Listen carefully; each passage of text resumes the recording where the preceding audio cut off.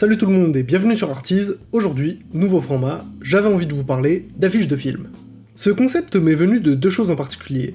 Le post Insta de Shona Besson, oui, la fille de Luc Besson, relayé par Vincent Cassel, qui critiquait la similarité des affiches de comédie française, et l'affiche de Adieu les cons. La première fois que j'ai vu l'affiche du film, sans l'avoir vu ni même entendu parler, ça m'a marqué, et je me suis dit ce film ira loin. Il a fini avec 7 Césars et 6 nominations en plus. Comme quoi j'ai eu un petit instinct. Donc après, c'est ni pour commenter le post de Shona Besson, ni pour faire une critique d'Adieu les cons. Ça m'a surtout fait poser beaucoup de questions. Sur les affiches, leur importance, et surtout comment elles sont composées. Comment représenter un film en une image finalement. De ce postulat, il y a une affiche de film qui m'a marqué, et que j'avais envie de décortiquer avec vous. Cette affiche, c'est l'affiche italienne de La vie est belle, de Roberto Benigni.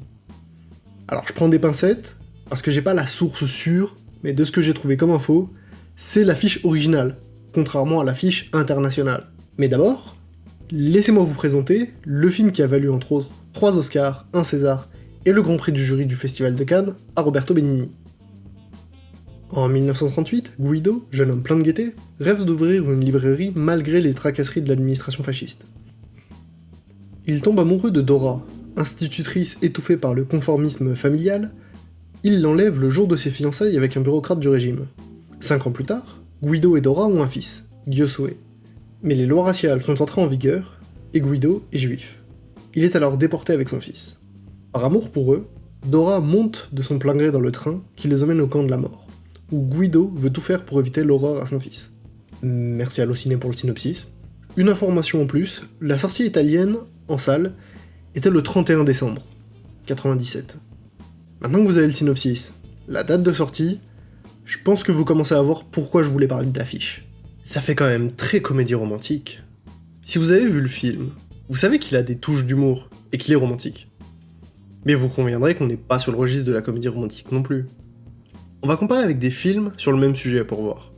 Alors, j'ai pris la liste de Schindler, Le pianiste et Le choix de Sophie, qui parlent tous les trois de déportation. On voit bien que les affiches n'ont pas les mêmes connotations. Un cadrage très serré sur des parties du corps, quelque part ce qu'il reste d'humanité, qui évoque aussi l'angoisse.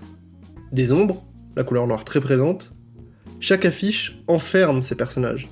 Et là on comprend de quoi on veut nous parler. Maintenant, on va essayer avec des affiches de comédie romantique. J'ai pris les affiches de Love Actually, Un jour sans fin et Pretty Woman. On voit qu'on se rapproche du même registre que notre affiche. Analysons un petit peu ce qu'on a là quand même. Sur l'affiche originale du film, on peut voir le titre en rouge. Contour blanc. Ok. Check. Des flocons de neige, un fond bleu. Check. Et sans même parler des personnages, tout ça, ça nous fait penser à quoi? À une nuit de Noël. Le duo de personnages. Check. C'est la fête. Le film est sorti le 31 décembre. On est dans cette période de fête, où on est dans une sorte de période d'euphorie. Et c'est là la force de cette affiche selon moi. C'est le choc. J'imagine même pas le choc des spectateurs qui sont allés voir le film le 31 décembre 97 en pensant que c'était une comédie romantique. Je trouve que les expressions de leur visage prennent un tout autre sens après avoir vu le film. Alors, on peut se demander si le film aurait eu autant d'impact sans cette affiche. Parce que clairement, dans un sens, l'affiche nous ment. Mais est-ce qu'elle le fait vraiment? Au contraire, est-ce que tout le sens du film n'est pas résumé dans cette affiche? Pour conclure, je dirais que c'est une affiche relativement simple, mais très puissante. Le film débute par cette phrase. Cette histoire est simple, et pourtant, elle n'est pas facile à raconter. Comme un conte, elle est douloureuse, et comme un conte, elle est plein de merveilleux et de bonheur. C'est comme si le personnage avait lui-même fait l'affiche. Simple, avec peu d'éléments. Douloureuse quand on connaît l'histoire, mais on veut tout de même y voir le merveilleux et le bonheur.